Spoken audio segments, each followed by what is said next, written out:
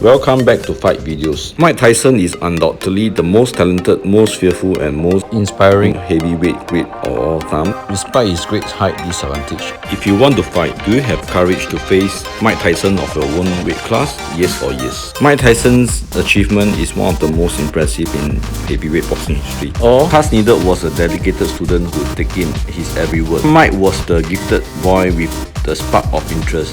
At 13 years old, he would weigh 200 pounds and was muscular. Once Mike met Cast, his whole life changed and he became an exemplary student of the art and craft of boxing. If you are wondering if Mike Tyson loses weight, the answer will be yes. If you have the courage to fight Mike Tyson of your own weight class, please see every point of the rest of the compact content to see if you are willing to take the hardship and the pain. Even as a teenager without any formal training, Mike was already bench pressing over 200 pounds or over 90, which is impressive. Training schedule. Beginning 4 to 5 weeks before a fight, Mike Tyson would train 50 to 60 hours a week, working 6 days a week. Mike Tyson would spar 200 plus rounds within 4 to 5 weeks before fighting, means one day minimum 10 to 15 rounds of heavy sparring without headgear, because Cast believed that headgear would give the fighter a false sense of security. Mike Tyson would drop 15 to 20 pounds, about 7.5 kg to 10 kg within 4 to 5 weeks. Punching and heavy back work. Mike Tyson's mentor Cast used to claim that there's no such thing as a natural puncher. There's a natural aptitude for punching and that is different. Nobody is born the best. You have to practice and train to become the best. Kinesthetic routine. Core workout. 200 sit-ups, 50 dips, 50 push-ups, 50 shakes with weights. 10 times throughout a day, 6 days a week. Assuming one sit-up takes 1 second to do, or even lesser, means 200 sit-up alone takes 3 minutes plus, or maybe 3 minutes or less to do, or maybe 250 sit-up set, or 2000 to 2005 sit-ups taking half an hour to 1 hour. See the great emphasis on massive number of daily sit-ups. There's no alarm clock, no wake-up call. After 8 years, it's Mike Tyson's body that signals the beginning of a new day. No one wants to get up at 4 and run when it's pitched up. Now, daily schedule at training camp 4 to 5 weeks before a fight. 4 a.m. get up and go for a 3 to 5 mile jog, which is 4.8 to 8 km. 6 a.m. come back home, shower and go to bed. 10 a.m. wake up and eat breakfast, oatmeal with fruits, orange juice and vitamins. Wash down with a protein shake. Returning to bed after his morning run, the champ awakens once again to start the day's activity. When a fight scenario takes place, we act as a family. Kevin, Mike and I, we live together, we go out together, we go to the gym together.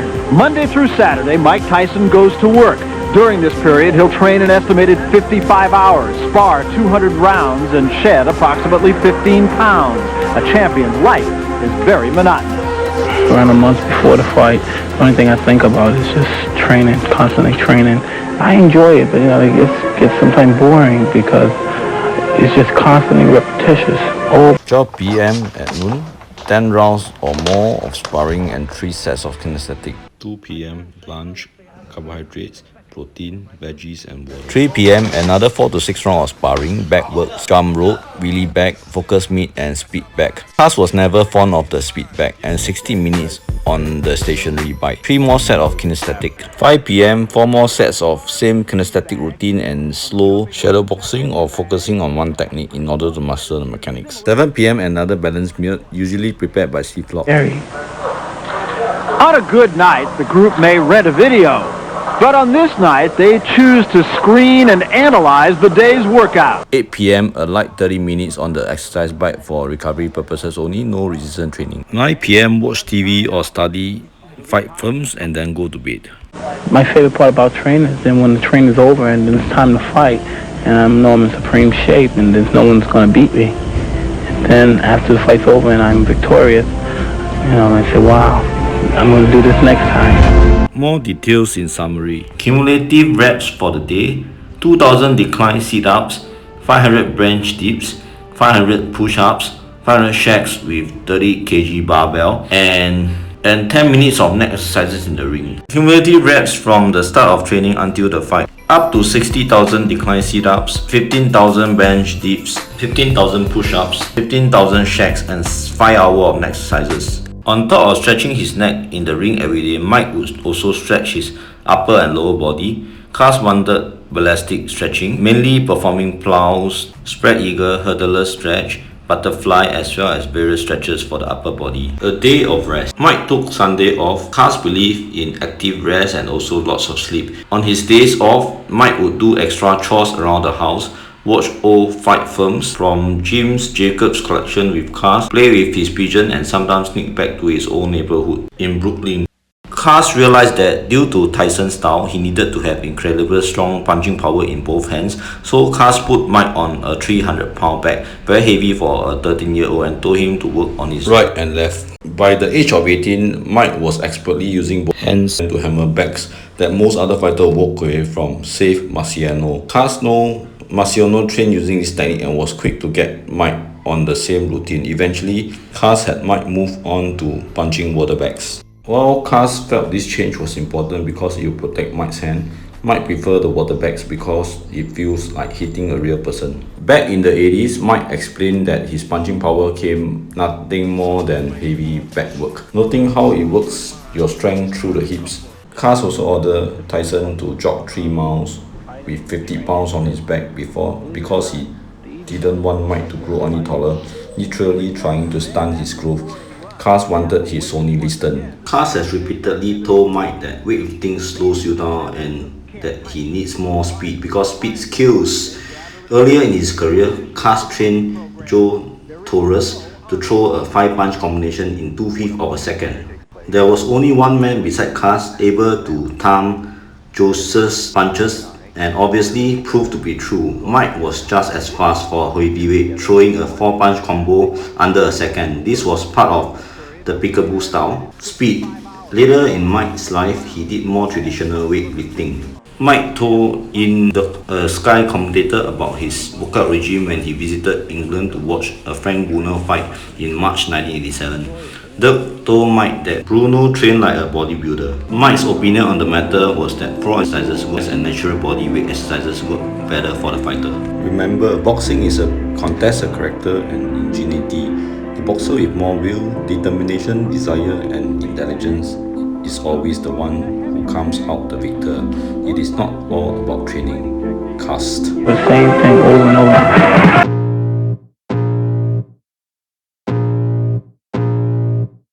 I can feel the blood creeping up from the heathens. Got will, got fight, got pride, got reason. If they wanna go eat, then you know I'm gonna feed them. Tyson's camp has developed a few tricks of its own. Well, the purpose of the slip bag is to get the fighter moving his head, to get him in the habit of moving his head correctly. Not to try to be elusive. See, as long as the fighter's trying to be elusive, he's gonna be all right. That's what I emphasize. That's what we're trying. That's what we got over everybody else. After 7 years of slipping and dodging this sand-filled pendulum, Mike Tyson has become one of the most evasive fighters in boxing today. There you go, there you go. That's what I'm told. That's a combination you haven't seen. When I'm on the heavy bag with Michael, I'm working on his form. And I tell him, you're not moving enough, because you got to move at least 3 times. Certain punches. You throw a straight punch, you move 3 times. You throw a hook, you move twice. Most impressive is the power and quickness he's developed. This 4-punch combination seems basic. For a heavyweight, 4 punches in under a second is incredible. Watch closely. There you go, there you go. Besides videotaping the punches that are thrown, Mike is instructed what to throw. Each type of punch has been assigned a number. The right hand, left hook, right hand. I give you 1-5-1. We use a number system where I call out the different numbers for the different punches. You know, 9, 10, 11. You know, body, head. When Kevin tells me the numbers of 4, 5, 6, I know exactly what they are. I don't even have to think. I want you to 5-1 now.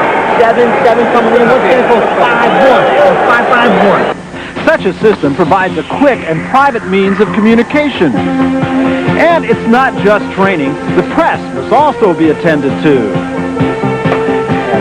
To break up his formatted training schedule, Tyson often passes time by shopping.